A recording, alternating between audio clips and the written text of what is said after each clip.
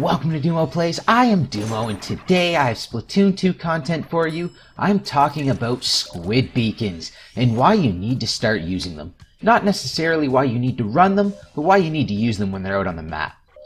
Now, the purpose of this sub is to jump to it, and anyone on your team can jump to the beacons. So remember I said that. Anyone on your team can use them. They also will detect enemies in a short range on your map. It's not used too often, but it does allow you to see whether or not it is a safe jump to the beacon. The effects of sub power-up are similar to the effects of quick super jump, except only to the beacons. But running sub power-up does allow your entire team to jump faster to those beacons. So go ahead and use the beacons.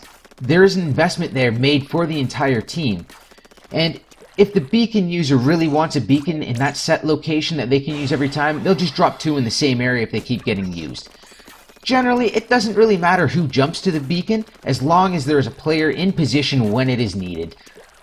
I couldn't find any actual numbers on the effects of sub power-up, but it's believed that 2 subs of sub power-up is the equivalent to 2 quick super jump subs, which is a pretty big deal, seeing as the first super jump sub is pretty substantial. What this means is that it's an investment for the entire team, and it is actually a fairly big investment, especially during combat. So try to use those beacons and make sure that that investment is worth their time. Now, how the beacons are used is you bring up your map, you aim at the beacon like you were going to shoot it, and then you press A. And remember, they're not just there for the person laying down the beacons, they are there for the entire team. And a team using beacons can be very difficult to deal with. Some reasons why you should be using beacons is that it allows you to jump safely to forward positions. You know, you'll have weapons like dapple doolies running beacons, and if they're just falling back during combat and dropping a beacon, anyone who respawns can jump right back into battle, but they won't be directly in battle, and you won't get that arrow pointing at the ground letting everyone know where you're going to jump and when you're going to jump.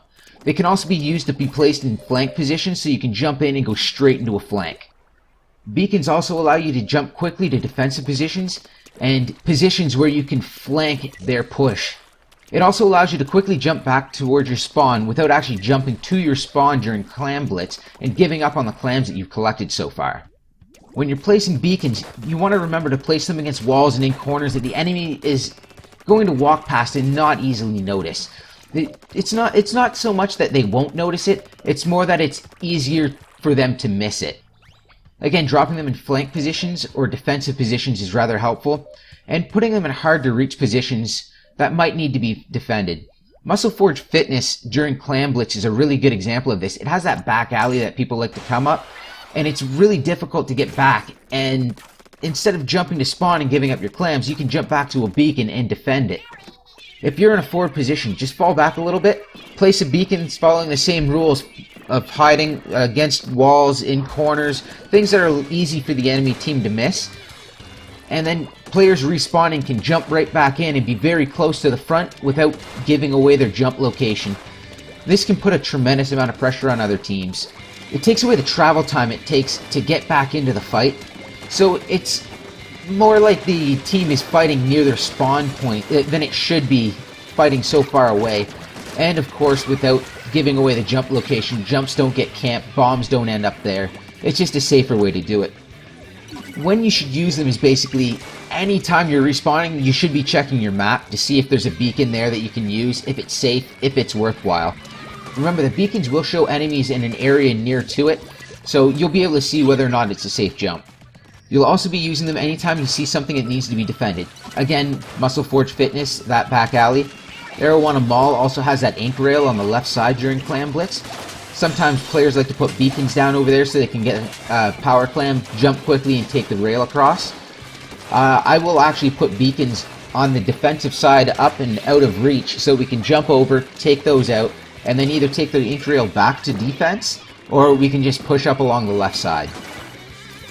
You'll also be wanting to use them during a push when you're trying to get back into the fight. Again, they'll be just back of the front lines, so it's a little bit of a safer jump, and then it gives you some ink to work in, you can see things, and it'll give you time to see the play developing. And one last thing, never assume that the beacon isn't for you. It's an investment for the entire team, and it is actually a pretty heavy investment. and it's a poor investment if the whole team isn't using the beacons. So go ahead and use those beacons, guys. Jump right to them. Use them right up. One last thing before I go, I'm going to open up my map. I'm going to select one of my beacons, and you'll see it stays highlighted no matter where I go on the map. What this means is that until I hit another beacon, it's going to be highlighted, and I can aim anywhere I want, press A, and I will jump to that beacon. What this does is it allows us to basically flick our shots towards the beacons so we can get there quicker without getting killed and without wasting much time. The more you practice, the better you're going to get at it. If you use your recon mode, you can actually get pretty good at it. Thanks for listening. Have a great day.